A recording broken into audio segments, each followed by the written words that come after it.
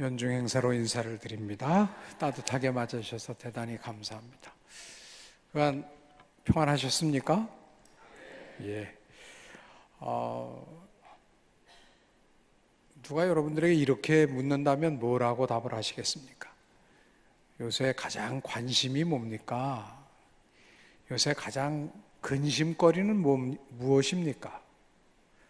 그래서 가장 큰 신앙적으로 얘기하면 기도의 주제, 기도의 제목은 무엇입니까? 라고 묻는다면 여러분은 무슨 답을 하시겠어요? 누가 저에게 묻는다면 저는 이렇게 답을 할 것 같습니다. 아니, 이렇게 생각합니다. 저한테 지금 가장 큰 기도 주제 중에 하나는 대한민국의 국민으로서는 나라에 대한 염려, 또 기대, 이런 것들이 다 있기 때문에 기도의 주제가 되죠. 우리나라가 하나님 이대로 괜찮은 겁니까? 이렇게 10년 지나고 20년 지나고 30년이 지났을 때 우리나라는 어떠한 모습입니까? 궁금하지 않을 수 없고 또 한편으로는 기대도 되고 또 한편으로는 염려도 되고 그래서 기도하게 됩니다. 또 한편으로는 제가 신학교에서 계속 섬겼지만 이제 또 신학교에 가장 큰 책임을 맡아야 되는 사람으로서 신학교에 대한 염려, 기대가 크죠. 이렇게 하면 우리 학교가 참 신학교다운 신학교가 되겠다. 그래서 참 섬길 수 있겠다라는 기대도 있으면서 또 한편으로는 이거 지금 이런 일들이 많은데 이런저런 일들이 많은데 과연 우리가 제대로 할 수 있을까? 라고 하는 인간적 염려도 있죠. 그러니까 기도하지 않을 수가 없습니다. 10년 후, 20년 후, 30년 후에 우리 신학교는 어떻게 될까? 여러분은 어떠세요? 여러분의 가정, 여러분의 일터, 우리 지역사회 과연 이렇게 10년, 20년, 30년 가면 그 이후에 어떻게 변해 있을까요? 많은 사람들은 요사이 낙관적인 생각들을 그렇게 많이 하지 않습니다. 염려와 근심이 많아요.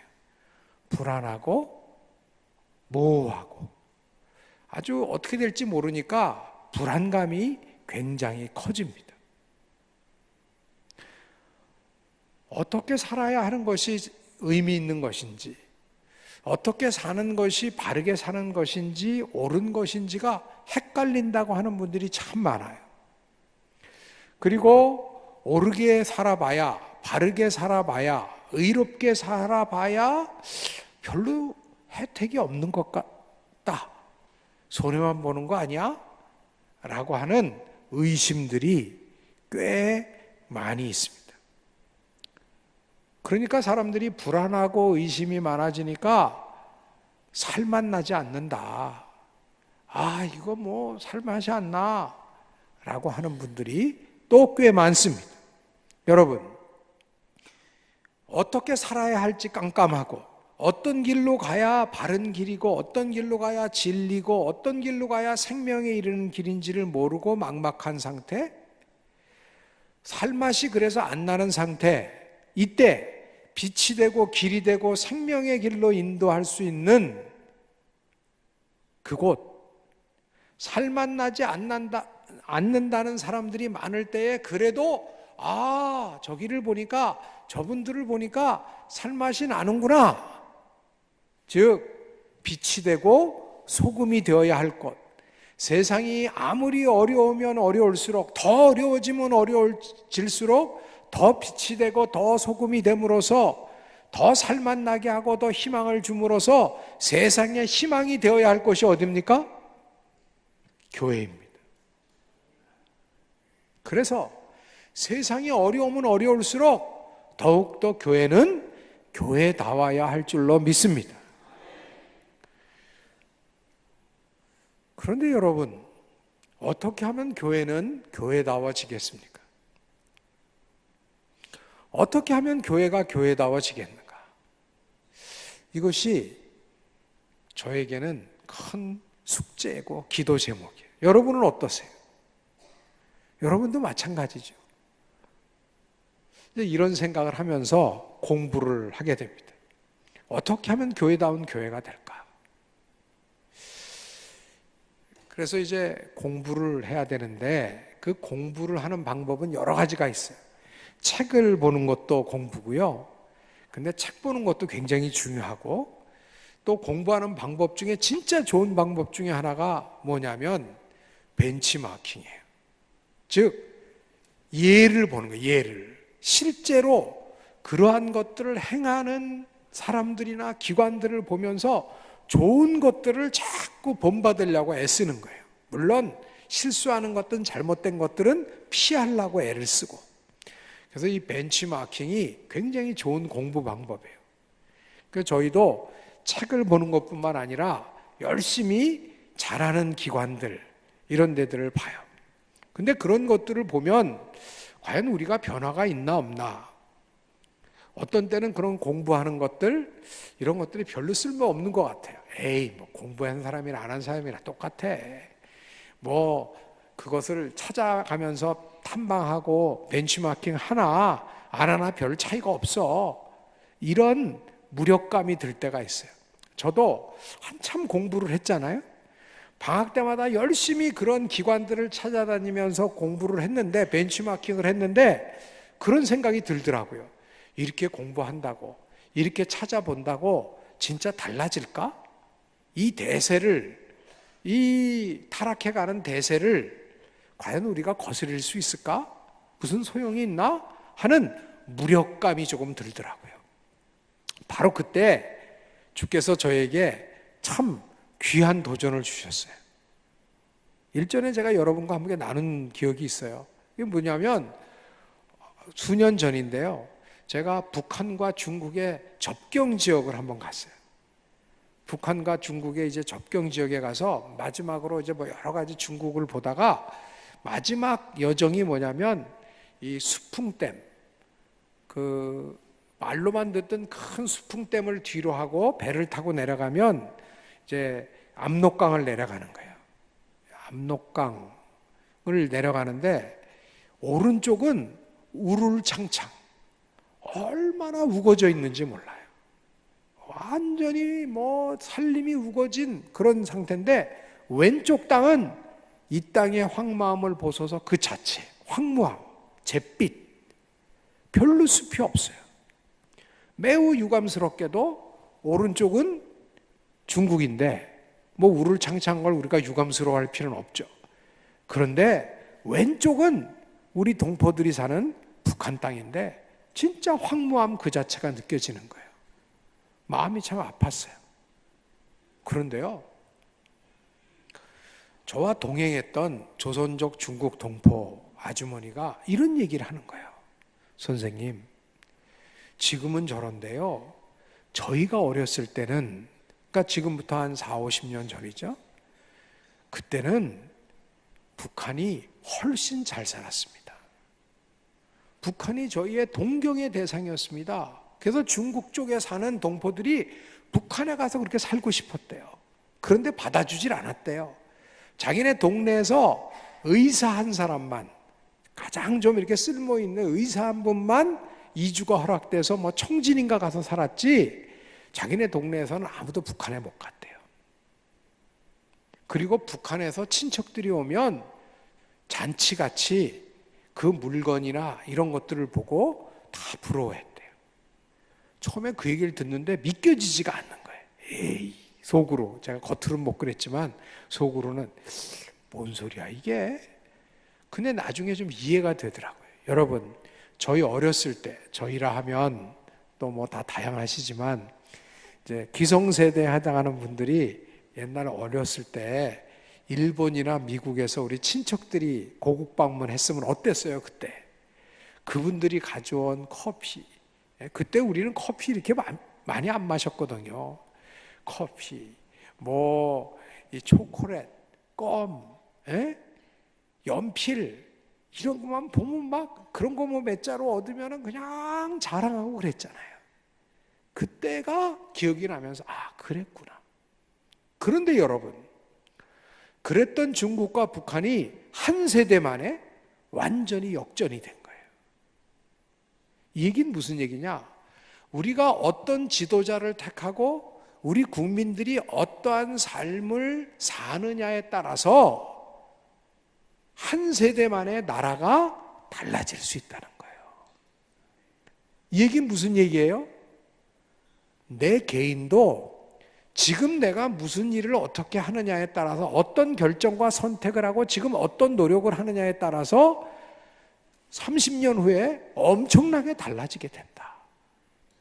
우리 집안도 마찬가지고 우리 사회도 마찬가지고 결국은 나라도 한 세대 만에 지금 여기에서 우리가 어떤 선택을 하느냐, 어떠한 삶을 사느냐에 따라서 완전히 달라질 수 있겠구나 하는 것을 저는 압록강을 내려오면서 새삼 느꼈고 확인했고 도전을 받았습니다. 여러분, 지난 세대 동안 가장 변한 나라와 민족을 들라면 그 중에 대한민국을 빼고 얘기할 수가 없어요. 어느 정도로 변했느냐? 저는 아주 절감한 사건이 있었어요. 제가 한 번은 이제 그런 벤치마킹을 하기 위해서 그 중에서도 사회봉사를 가장 잘한다는 그런 기관들을 그때는 봤는데요. 사회적 책임을 잘하는 기독교 교회 기관들을 집중적으로 벤치마킹을 했는데 그 중에 한 곳 방문한 데가 이제 그 여러분도 잘 아시는 그 컴패션이라는 단체였어요. 근데 그 본부에 갔어요. 이 본부에 갔는데 이렇게 그 기관이 어떻게 일을 하는지를 열심히 배웠어요. 그런데 잠깐 쉬는 시간을 줘서 한 15분 밖에 나가서 이제 거니는데 저쪽에서 흑인 청년 몇 명이 오는 거예요.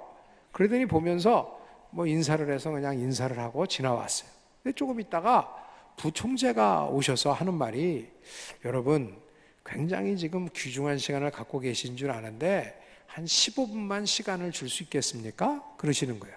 그래서 왜요? 그랬더니 여러분들이 지금 복도에서 만나고 온 청년들이 IT라고 하는 중남미에 있는 나라에서 온 청년들인데 그 청년들이 당신들이 한국에서 온 신학교 교수와 목사님들이란 얘기를 듣더니 꼭 좀 만나고 싶다고 부탁을 하더라는 거예요. 허락을 했겠습니까? 안 했겠습니까? 당연히 했죠. 공부하는 것보다는 또 다른 시간 갖는 게 좋잖아요. 그래서 이제 이렇게 허락을 했어요. 근데요, 오자마자 이 친구들이 딱 말을 하는데 제가 생전 처음 듣는 얘기를 하는 거예요. 이런 얘기를 해요. 대한민국은 우리에게, 우리 IT 청년들에게 희망입니다. 라는 얘기를 하는 거예요. 저는요, 이런 얘기 생전 처음 들었어요. 지금부터 한 10년이 채 안 된, 한 6, 7년 전에 들은 얘기인데, 저는 살면서 가만히 생각해 보니까 제가 대학생 때까지 남의 나라를 부러워한 적은 많았어요. 아, 미국. 야, 나는 왜 미국에 살질 않지? 아, 왜 나는 독일에 안 살지? 왜 하나님이 나를 불란서에서는 안 태어나게 하셨지? 이러면서 다른 나라를 부러워한 적은 있어요. 그런데 처음 만난 외국 청년이 대한민국이 희망입니다 그러는 얘기는 너무너무 충격이었어요.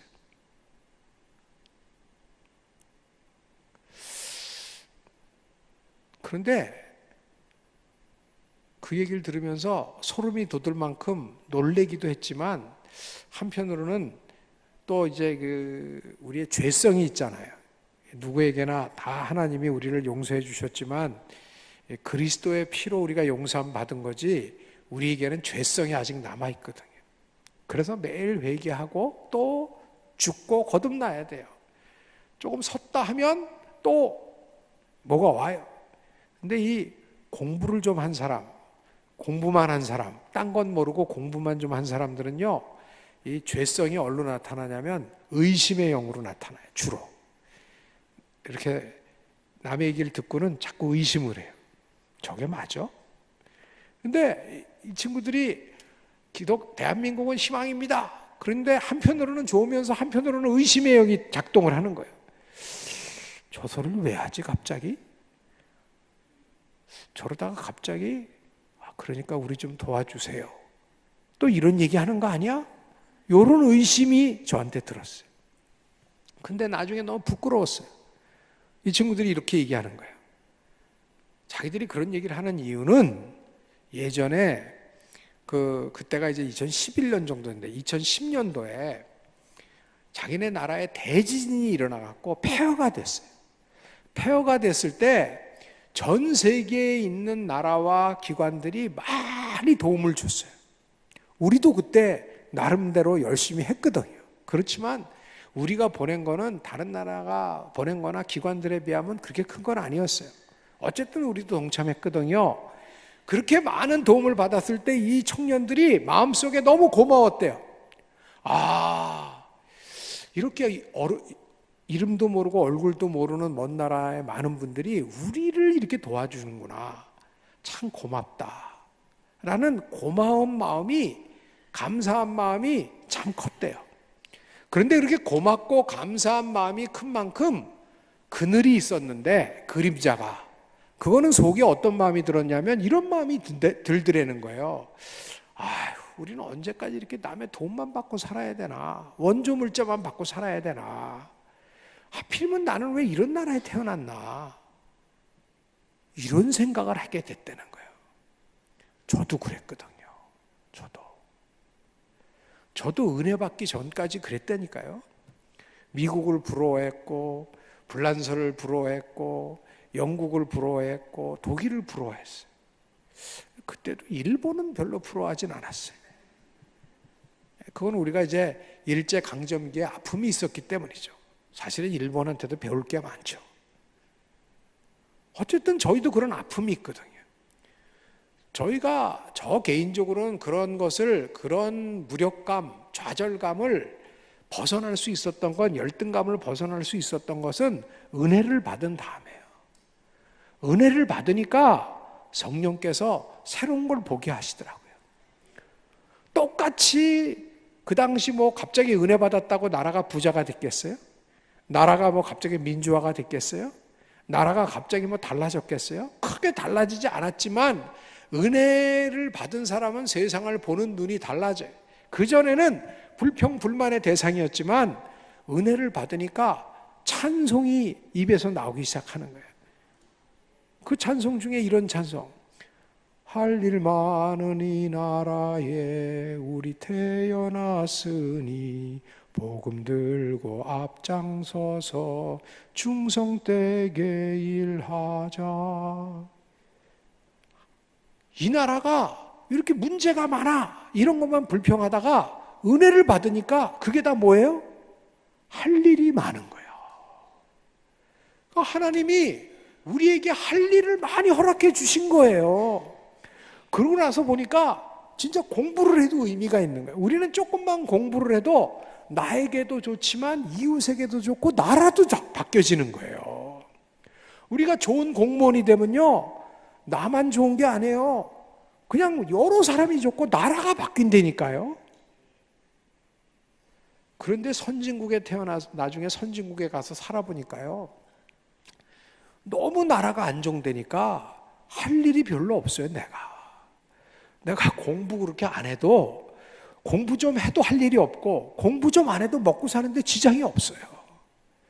이런 나라일수록 사람들이 권태해져요. 의미가 없어져요. 그래서 자꾸 이상한 짓들 하는 거예요. 예? 자꾸 맨정신으로 몸이 건조하니까 어디 좀 뿅 갔으면 좋겠다. 뭐 좀 새로운 경험했으면 좋겠다. 그래서 일탈된 행위들, 마약 중독에 빠지는 사람이 많아지고 자꾸 사회적 일탈하는 사람들이 많아지는 거예요. 어떤 의미에서는 가난도 축복일 때가 있어요. 어려움도 축복일 때가 있을 줄로 믿습니다. 그런데 지금 이 청년들이 그런 고민을 하고 있다는 거예요. 그래서 하필이면 이런 나라에 태어났나, 우리는 참 어떻게 희망이 있나, 이런 생각을 하고 있는데 그때 한국의 이야기를 듣게 됐다는 거예요. 한국의 선교사님들이 오셔서 도와주면서 또 한국의 구호단체가 TV에서 한국 이야기를 했대요. 근데 그 한국의 이야기를 들어보니까 그때가 2010년이니까 한 65년 전, 그러니까 1945년 전까지 저 나라는 나라가 아닌 나라, 여권도 못 만들던 나라, 올림픽에서 어떤 분이 우승을 했는데도 불구하고 가슴에 자기 나라 국기는 못 달고 일본 일장기를 달아야 했던 나라가 대한민국이라는 거예요. 그런데 45년 이후에 겨우 독립이 돼서 해방을 찾아야 했음에도 불구하고 남과 북이 갈려서 들이다 싸우다가 폐허가 된 나라. 그래서 60년대 초반까지 굶어 죽는 사람이 있을 정도로 세상에서 제일 가난했던 나라 중에 하나였던 나라. 그 나라가 한 세대 만에, 그들이 어렸는데 이제 할아버지 할머니가 되고 아버지 어머니가 된 한 세대 만에 그래도 남을 조금이나마 도와줄 수 있는 나라가 되었다 라고 하는 이야기가 그들에게는 희망이 되었다는 거예요. 그래서 대한민국은 우리의 희망입니다. 그 다음에는요, 더 감당 못할 고백을 하는 거예요. 저희는 크리스찬입니다. 신앙인입니다. 기독대 학생들입니다. 그런 우리들에게 대한민국의 교회는 희망입니다.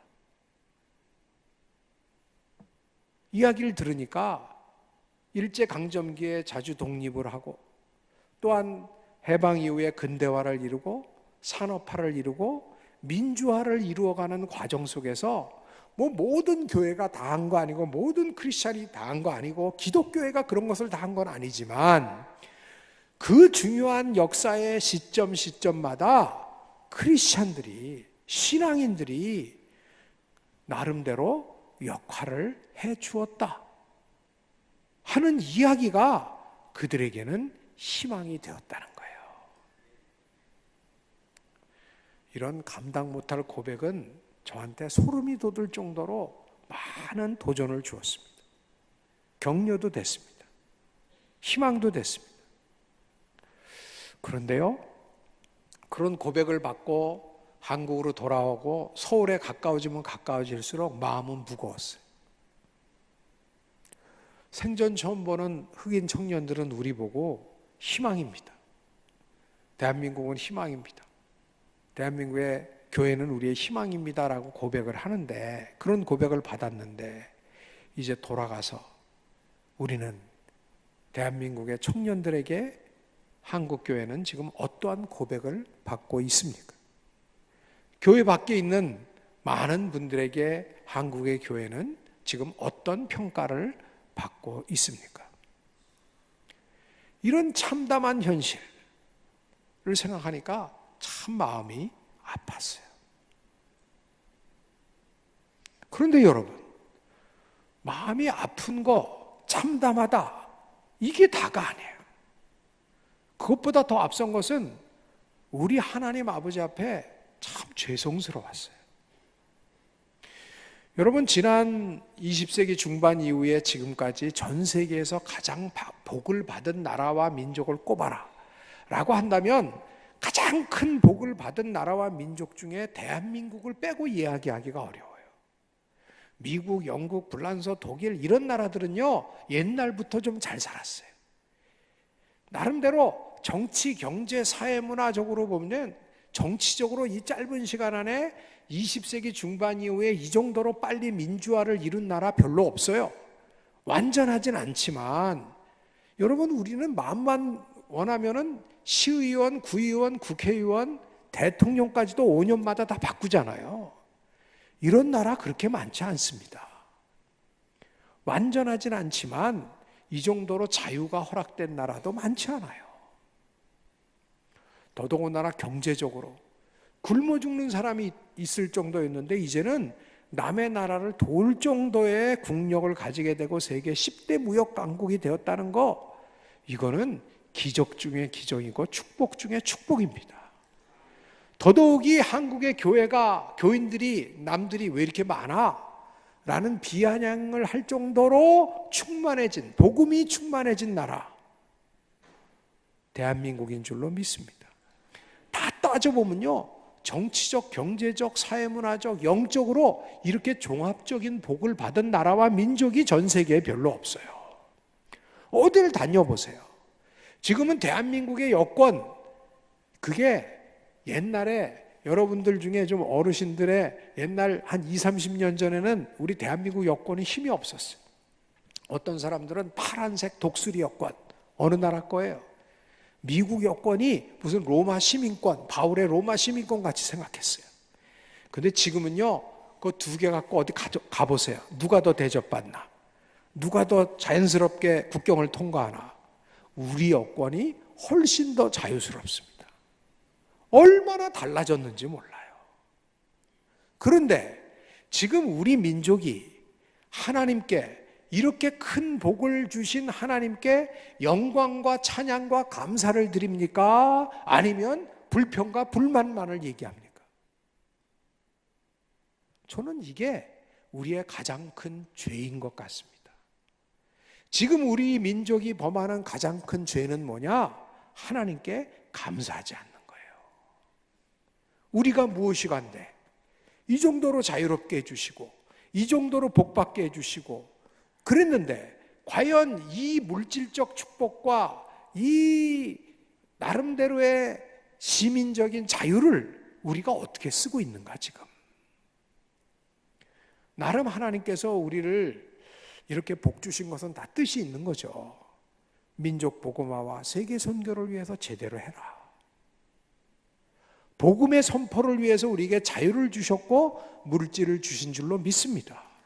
그런데 우리가 육신의 정욕, 안목의 정욕, 이생의 자랑을 추구하다가 지금 서로 욕심만을 내더라고. 하나님의 나라와 의보다는 이 정도로 살면서도 우리는 계속해서 뭐만 생각해요? 우리가 행복하게 살려면 뭐가 필요하다고 생각해요? 공의와 하나님의 공의와 자유가 필요한 게 아니라 뭐니 해도 뭐닌 것 같다. 물신 숭배에 빠져들어서 하나님 앞에 계속 달라고만 하는, 저 집은 저렇게 있는데 왜 우리는 없습니까?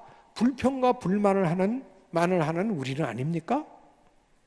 이것을 보면 마치 무슨 생각이 나냐면 어머니 아버지에게 이 자녀가 있는데 어머니 아버지가 참 어려운 여건 하에서도 우리들을 키워주셨는데 이 자녀가 다 큰 다음에 하는 말이 어머니 아버지 이게 뭡니까?